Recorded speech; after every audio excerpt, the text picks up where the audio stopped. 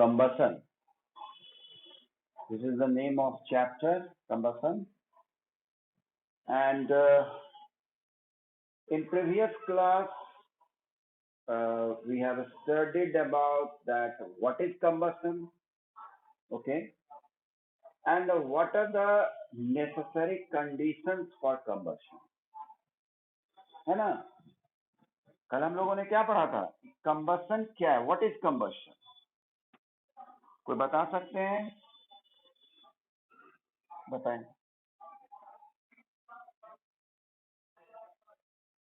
Yes, yes, yes,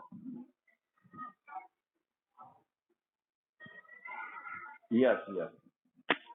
Burns in air, या कह सकते हैं oxygen, and produces heat. Yeah, produces energy. Okay. And what are the conditions necessary for combustion?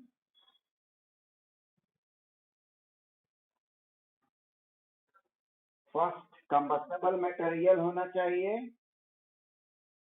First combustible material होना चाहिए. दूसरा supporter of combustion होना चाहिए, that is oxygen. And the third is हाँ, by hitting that combustible material, we should reach to its ignition temperature to burn. Yani before ignition temperature, substance will not burn. Either it is combustible, वो combustible भी होगा, तो भी यदि अगर उसको ignition temperature नहीं मिलेगा तो वो नहीं मिलेगा. तो ये सब हम लोगों ने पढ़ा था. ठीक.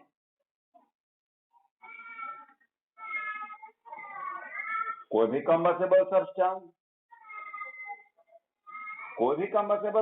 यदि आप ignition temperature नहीं देंगे तो नहीं चलेगा. है?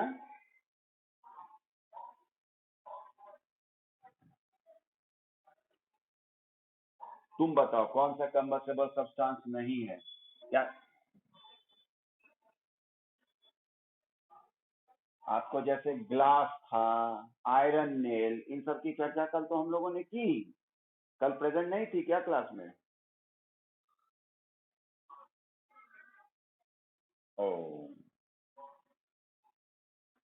उसी के बाद हम लोगों ने चर्चा किया था कैंडल के बारे में, एक एक्टिविटी के द्वारा कि कैंडल हम लोग जलाए थे और वो कैंडल बड़ा अच्छा से बर्न कर रहा था, लेकिन जैसे ही हम लोगों ने उस पे इन्वर्टेड ग्लास रखा वो बंद हो गया जलना. ये बताया हमको कि कंबसन के लिए क्या नेसेसरी है? सपोर्टर ऑफ ये. फिर हम लोगों ने ये भी जाना कि मैच स्टिक जो होता है उसके टिप पे क्या लगा रहता है? Red phosphorus. और जब उसको हम मैच बॉक्स पे रगड़ते हैं तो फ्रिक्शन के कारण हीट प्रोड्यूस होता है, और वो हीट क्या करता है कि जो रेड फास्फोरस का इग्निशन टेम्परेचर होता है वहां तक वो ले जाता है और उसको बर्न होता है. कहा जाता है कि 5000 ईयर्स एगो, ये आपके बुक में लिखा हुआ है, 5000 ईयर्स एगो इजिप्ट में क्या किया जाता था? उसी तरह के मैच स्टिक पे सल्फर लगाया जाता था. आज जो रेड फास्फोरस लगा हुआ है, पहले क्या लगा रहता था? सल्फर. अब एक डू यू नो में, हाँ, डू यू नो से मुझे याद आया, केवल एक स्टूडेंट का सवाल था. ये सवाल था डू यू नो में कि food is a fuel for our body, energy is produce during the combustion of food. ये एक डू यू नो में लिखा हुआ है. हाँ, पेज नंबर 121 में. क्यों फूड को हम फ्यूल के रूप में मान रहे हैं? Food as fuel. तो आपको पहले ये जानिए कि फ्यूल कहते किसको है? फ्यूल? बोलिए. हाँ, हाँ, heat energy on burning, okay. और बर्निंग में क्या जरूरत होता है? ऑक्सीजन का। सेम वही बात है कि जो भी हम लोग खाते हैं, अगर मैं उसको in the form of glucose ही दिखाऊं या शुगर ही दिखाऊं, तो उसका फॉर्मूला ले लेता हूं C12H22ONF1, ठीक है। मैं इसको म्यूट कर देता हूँ, अच्छा होगा, क्योंकि कुछ बच्चों की आवाज के घर से आ रही है। तो ये हो गया फूड का सिंपलेस्ट फॉर्म। और जब हम सांस लेते हैं, रेस्पिरेशन या ब्रीदिंग कहिए, तो ऑक्सीजन लेते हैं। वो ऑक्सीजन इस सिंपलेस्ट फॉर्म ऑफ फूड से कंबाइन किया तो क्या निकला? CO2 H2O plus energy. तो हुआ ना, एनर्जी भी निकला, CO2 भी निकला। तो ये एक्ट एज अ फ्यूल किया कि नहीं किया? हेलो, क्लियर हो गया ये बात? हाँ। अरे एनर्जी जब मैंने लिख दिया तो एनर्जी के फॉर्म में ही हीट आ गया, उसी के फॉर्म में लाइट आ गया। अब आप समझे कि उस समय क्या निकल रहा होगा, ओके। एटीपी, ये पूछ कौन रही है? श्रेया। एटीपी एक्चुअली, एक मिनट, एटीपी आप समझें, एटीपी ये तो बायो की बात हो गई, adenosine triphosphate, okay. Adenosine triphosphate जब पूछी हो, थोड़ा सा बता देता हूं, ज्यादा डेप्थ में नहीं जाऊंगा, क्योंकि अभी हम लोग पढ़ रहे हैं एक्चुअली केमिस्ट्री और ये बायो हो जाएगा। होता ये है कि हमारे शरीर में पहले से एडीपी मॉलिक्यूल होता है, एडीपी नॉट टी, रहता क्या है? डी, एडिनोसाइन डाइफॉस्फेट, और अलग से फॉस्फेट रहता है, ठीक। जैसे ही हम लोग सांस लेते हैं और ये हमारे सिंपलेस्ट फूड से कंबाइन करके जो एनर्जी मिलता है, उस एनर्जी की मदद से, गौर करना, उस एनर्जी की मदद से हमारे शरीर में जो पहले से मौजूद है एडीपी एंड फॉस्फेट, वो कंबाइन करके बना लेते हैं एटीपी, ठीक हो गया। यानी ये एटीपी अपने में 3 चीज कंबाइन किए हुए, एडीपी, पी एंड एनर्जी, हो गया। अब जब जब हमको एनर्जी की जरूरत होगी, ये एटीपी ब्रेक होगा और एडीपी प्लस पी और प्लस एनर्जी, और उसी एनर्जी का उपयोग हम लोग करेंगे। शायद मैं, जहां तक मुझे याद है, शायद बायो में क्या तो क्वाइन ऑफ एनर्जी, क्वाइंस या क्या तो कुछ सब नेम है इसका, ठीक है। लेकिन आप ये समझ चुके, मैं पूछ रहा हूँ, अनम्यूट किया हूँ आपको? Yes sir. Okay, yes sir. Yes sir. Okay. Yes sir. शायद एनर्जी क्वाइंस भी एनर्जी कहते हैं। Currency of the cell. क्या कहते हैं? कुछ है इसका sub name. Energy currency of the cell.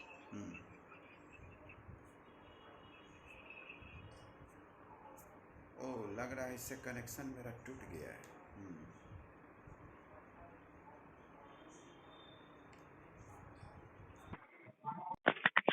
हाँ, इसको क्या कहते हैं बच्चे? एटीपी को क्या देखे, क्या वो? हाँ, क्या नहीं देखे?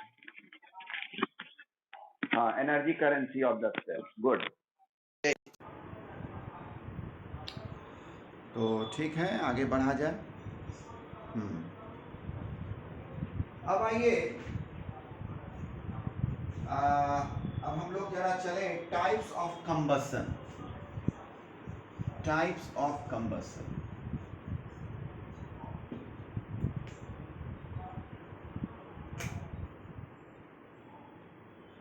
Types of combustion. First slow combustion, slow combustion, नाम ही क्लियर है, स्लो कंबशन। ये स्लो फास्ट ये सब किस आधार पे कहा जाता है? सीधा जो हमारा अपना कॉमन सेंस बोलता है, यदि स्लो वे में हो रहा है, रेट इसका स्लो है तो स्लो कंबशन होगा, है ना। और ये कब होगा? डेफिनेट है कि जब सप्लाई ऑफ ऑक्सीजन बहुत ही इनसफिशियंट हो, उस केस में। ओके, जैसे मान लिया आप कोयला जला रहे हैं, ठीक है, कोयला जला रहे हैं, घर में ही चूल्हा जलाए, उसमें कोयला वगैरह डाले, या काऊ डंग केक शायद आप समझते होंगे, काऊ डंग केक, वो पता नहीं इतनी आप लोग समझते हैं कि नहीं, गोईठा, वो सब जो होता है वो बड़ा स्लोली जलता है, ठीक है। तो वो सब क्या आया? स्लो कंबशन में आया, क्योंकि रेट ऑफ कंबशन स्लो है, सीधी सी बात। और ऐसे केस में क्या होता है स्लो कंबशन में, कि जो प्रोडक्ट होगा वो भी बड़ा सूटी फ्लेम देगा, कालिख वगैरह जरूर निकलेगा। ये क्या हो गया? स्लो रेट हो गया।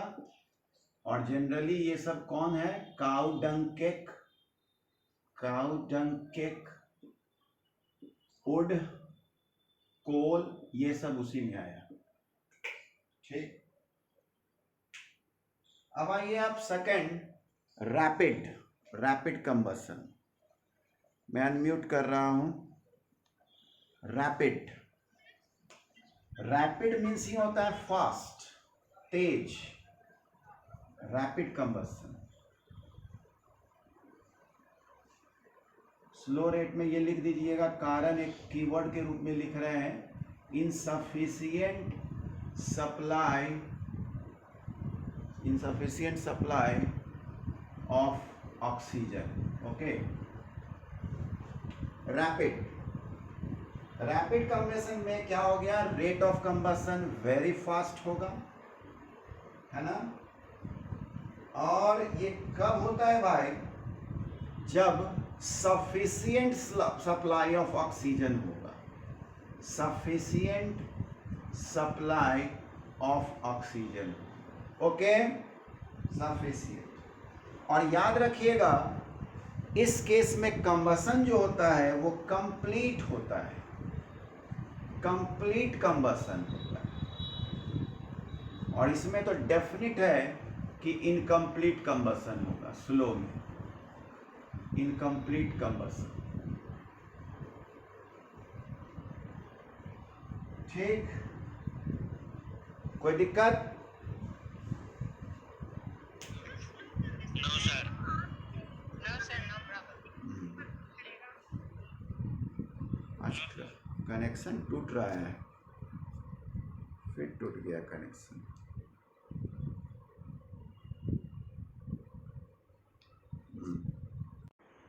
ओके, हेलो, आवाज जा रही है मेरी?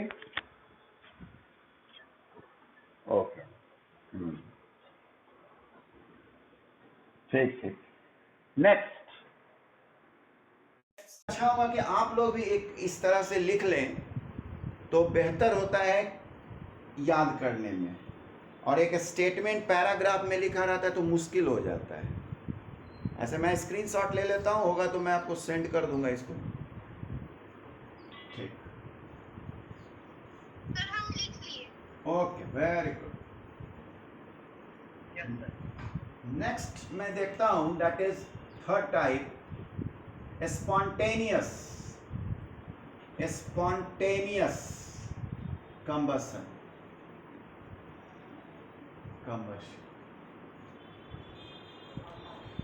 ये क्या हो गया? इसको आप जलाने उलाने नहीं गए, ठीक, ये खुद ब खुद जल जाएगा। अब सवाल उठता है कैसे सर? तो उसका कारण ये होगा कि उसका इग्निशन टेम्परेचर काफ़ी कम होगा।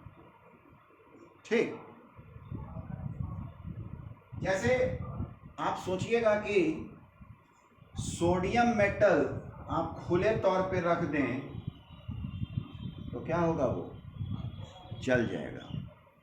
सोडियम के साथ तो दिक्कत क्या है, इसको वाटर में भी रखोगे तो रिएक्ट कर जाएगा, ठीक है, और एयर में बर्न कर जाएगा at room temperature because it is highly reactive. तो आप पढ़ेंगे या मुझे लगता है पढ़ भी लिए हैं कि सोडियम को प्रिजर्व करने का क्या तरीका है। उसको केरोसिन में रखती है। वेरी गुड, कौन ये जवाब दिया? स्टोर कर दें। वेरी गुड, केरोसिन में। केरोसिन में स्टोर करते हैं। अच्छा, कोई ये बता सकते हो कि वाटर में रखने पे रिएक्ट कर गया, केरोसिन पे रखने पे नहीं हुआ, ऐसा क्या बात है भाई?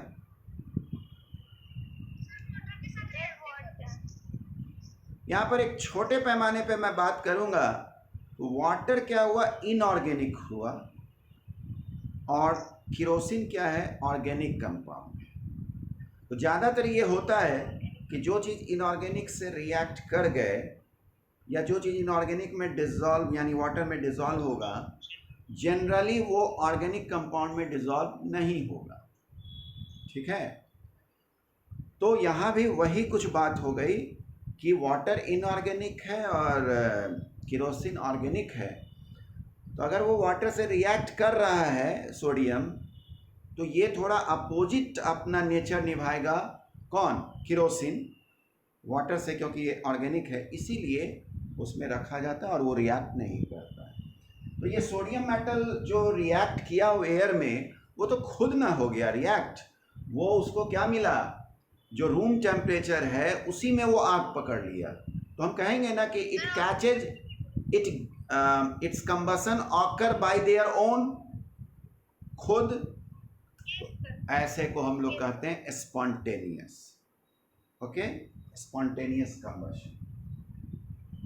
यस सर, और वाटर में ऑक्सीजन भी सर प्रेजेंट था लेकिन केरोसिन में नहीं। इसका एग्जांपल व्हाइट फास्फोरस भी होगा, ठीक है, व्हाइट फास्फोरस। पहला हो गया कि ये कैच करेगा fire, catches fire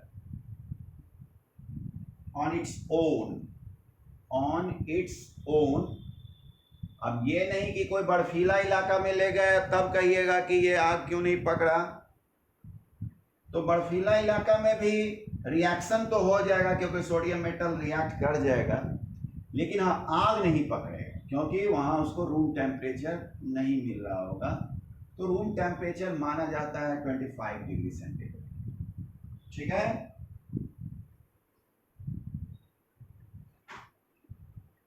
next, last है हमारा, that is explosive,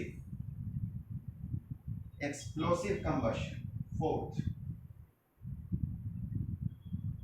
explosive combustion.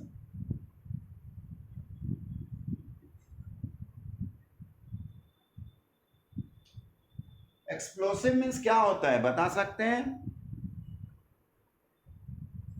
Sir जो एक्सप्लोड कर गया। हाँ, जैसे बॉम्ब वगैरह जो दिवाली में बम फोड़ते हो ना भाई, क्रैकर्स, उसके लिए हम लोग वर्ड यूज करते हैं एक्सप्लोड। सर विस्फोटक। विस्फोट, वेरी गुड। कौन है ये बच्चा जो विस्फोटक बोला? सर सरविन। हाँ, सरविन।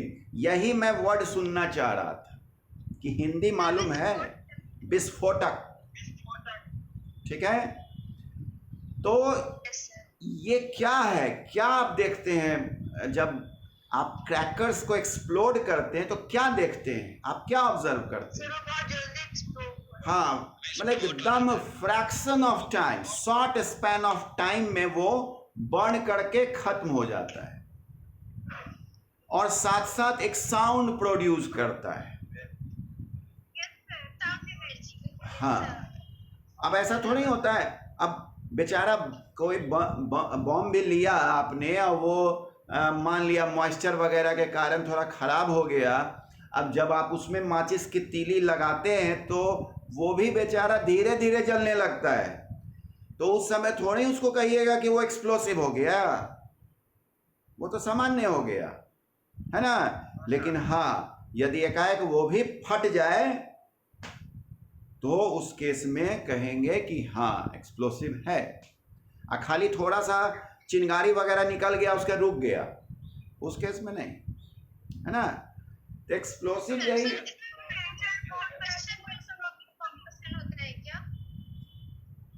क्या सर, स्पॉन्टेनियस कंबशन में कंप्लीट कंबशन होता है। हाँ हाँ हाँ हाँ, आज पता नहीं मेरा ब्लूटूथ काम नहीं कर रहा है, बीच बीच में टूट जा रहा है कनेक्शन।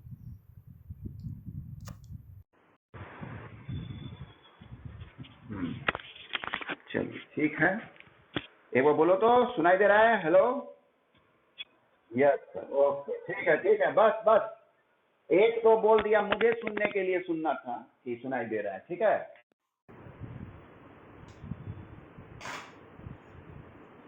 हाँ बच्चे,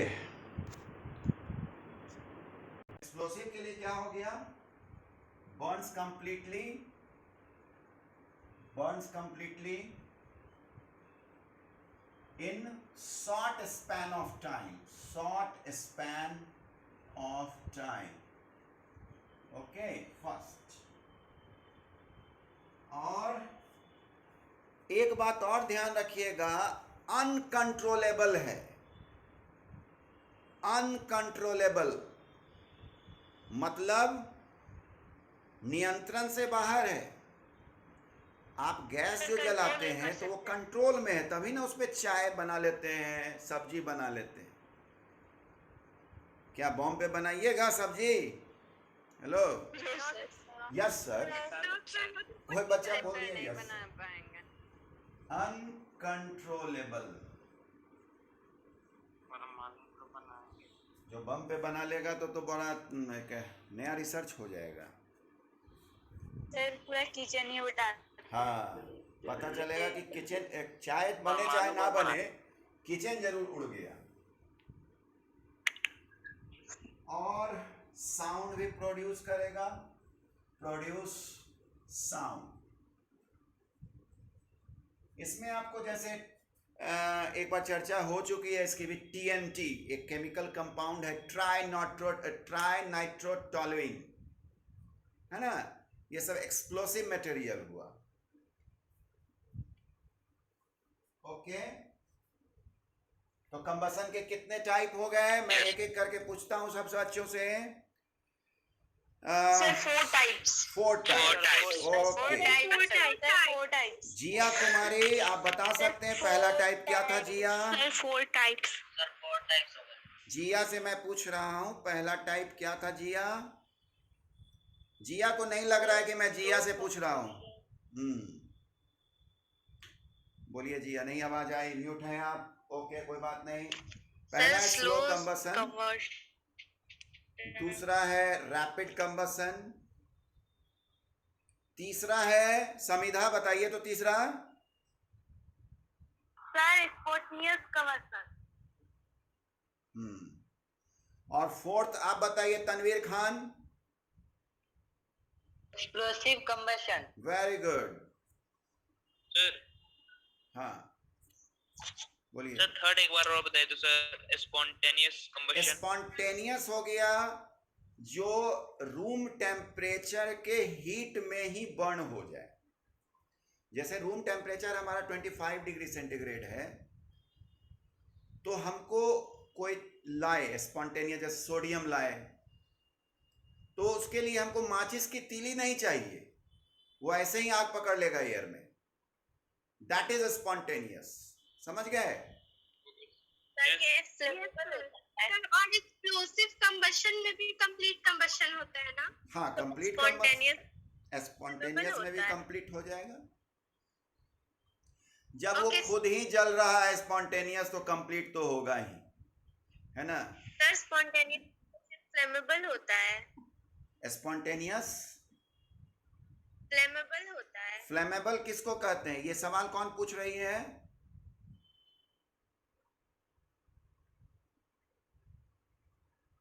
नाम नहीं है। आप यहां याद रखिए, इनफ्लेमेबल सब्सटेंस उसको कहते हैं जो आग पकड़ ले। ठीक है, तो बस है, इनफ्लेमेबल है। हाँ, किसी चीज में हम लोग लिख देते हैं हाईली इनफ्लेमेबल।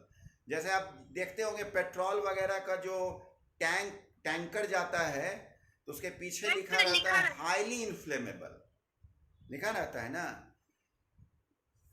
Yes sir. आपको मालूम है या गौर किए हैं कि उस पेट्रोल का जो टैंकर रहता है उसके नीचे चेन लगा रहता है और वो रोड पे घिसते हुए चलता है। Yes sir. देखे हो? Yes sir. क्यों लगा रहता है, बता सकता है कोई बच्चा? Yes sir. मुझे तो नहीं लगता है ज्यादातर बच्चे देखे होंगे। क्या? यस सर, नहीं देखे। अब देखो, अब देखे कौन हो वो बोल दो।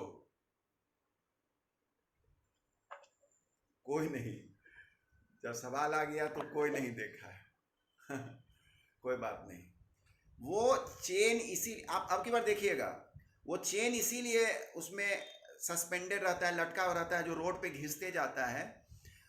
वो इतना हाईली इन्फ्लेमेबल है पेट्रोल कि वो पेट्रोल जो टैंक से रगड़ खाएगा जिसमें भरा हुआ है वो चार्ज हो जाएगा। कौन? टैंकर। और हो सकता है उस चार्ज के कारण उस पेट्रोल में आग पकड़ ले। इसलिए वो जो सरफेस पे चार्ज होगा उसको डिस्चार्ज करने के लिए वो लोहा का सिक्कर लगा दिया जाता है जो कि रोड में चला जाए, यानी अर्थिंग का काम करता है वो। जब करंट आप लोगों को पढ़ाएंगे तो अच्छी तरह से बताएंगे। ठीक है, बस इस बार करना कि पेट्रोल टैंकर जहां भी मिले तो उसके पास खड़ा होकर एक सेल्फी ले लेना। ठीक है? ओके, सेल्फी जरूर लेना है। Yes sir. ओके, और मुझे जरूर सेंड कीजिएगा। ठीक है? Okay sir. चलिए नेक्स्ट हम लोग आते हैं फायर कंट्रोल। सर हाँ जी,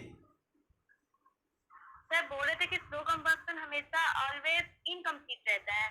हाँ, क्योंकि इसलिए इनकम्प्लीट रहता है क्योंकि supply of oxygen he insufficient है। तो जब supply of oxygen he insufficient होगा तो मैं आपको एक रिएक्शन समझाता हूँ। कोई भी चीज जल रहा है तो आप जैसे लकड़ी जला रहे हैं, सब चीज तो नहीं बोलेंगे, जैसे कोई ऑर्गेनिक चीज ही जला रहे हैं आप, जैसे लकड़ी, तो आप कार्बन माने उसको। ठीक, अब अगर उसको सफिशिएंट सप्लाई ऑफ ऑक्सीजन मिलेगा तो वो कार्बन डाइऑक्साइड देगा प्लस एनर्जी देगा। ओके, अब आप बैलेंस करके इसको चेक कीजिए। जब बैलेंस आप कीजिएगा तो ऑक्सीजन 2 यहाँ कार्बन 1। ओके, लेकिन अब मैं ये कर रहा हूं, दिखा रहा हूं कि जब सप्लाई ऑक्सीजन का इनसफिशिएंट होगा, देखो कैसे रिएक्शन से पता चल जाएगा इनसफिशिएंट। ओके, तो कार्बन मोनोऑक्साइड बनता है। ठीक है, कार्बन मोनोऑक्साइड नाम सुने होंगे आप लोग। यस। यस सर, वो yes sir. Yes sir. Carbon monoxide बहुत ज्यादा खतरनाक है। जब लकड़ी जलाता है जी बहुत खतरनाक है कार्बन मोनोऑक्साइड। कार्बन डाइऑक्साइड उतना खतरनाक नहीं है, ये ग्लोबल वार्मिंग करता है, लेकिन ये बड़ा टॉक्सिक हो जाता है कार्बन मोनोऑक्साइड। ये क्या करता है मैं बता देता हूं, ये हमारे ब्लड में जो हीमोग्लोबिन प्रेजेंट होता है, जो कैरियर ऑफ ऑक्सीजन है, उससे कंबाइन करके कार्बोक्सी हीमोग्लोबिन बना लेता है। और वो कार्बोक्सी हीमोग्लोबिन ऑक्सीजन को हमारे पूरे बॉडी में कैरी नहीं कर पाएगा, जिस कारण से जो इंसान है उसको सफोकेशन हो जाएगा and it may be fatal mean sudden death. Okay, तो अब यहाँ देखिए ये कार्बन मोनोऑक्साइड को अगर मैं बैलेंस करूं तो यहाँ ऑक्सीजन 2 है और यहाँ 1 है, तो मैं यहाँ पर देखो कम किया तो कार्बन यहाँ 2 हो गया। तो यहाँ अब आप देखिए यहाँ कार्बन 2 है लेकिन ऑक्सीजन 1 है ना।